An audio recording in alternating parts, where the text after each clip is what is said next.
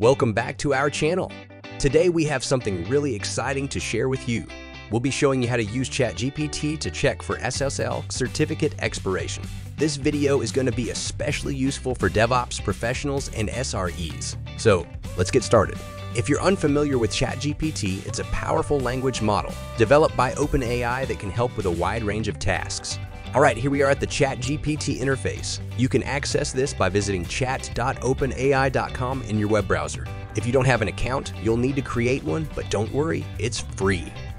As you can see, ChatGPT has a very simple and user-friendly interface. Now let's ask it to show us how to check for SSL Certificate Expiration.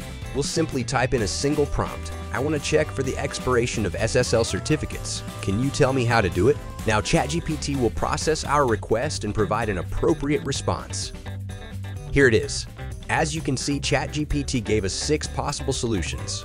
The first one is to use OpenSSL, where it has given us a handy command line instruction that can work for any single domain.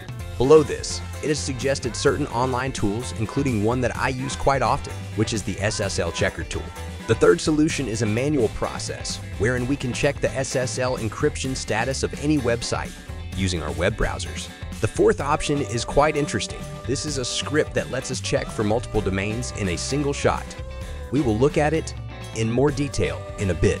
In the last 2 points, it has suggested some monitoring services that will alert us if our domain's SSL is about to expire, and lastly, it has suggested an automated certificate renewal tool. Now let's say I'm interested in checking the SSL certificate for multiple domains, which we saw in the fourth option. But how do I understand the script that it's written for me? The answer is simple. We can just ask ChatGPT itself. All I need to do is type in, explain the script you have provided in step 4, and it gives us a neat little description of the entire script line by line. If you read through the response, you will realize that the script calls a loop over multiple domain names and then runs the same script that it suggested in solution 1, recording the answer each time in the variable called end_date. At the end of the script, it prints out each domain name and its SSL certificate end date.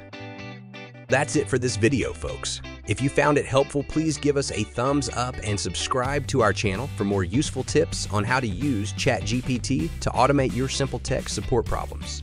Thank you for watching.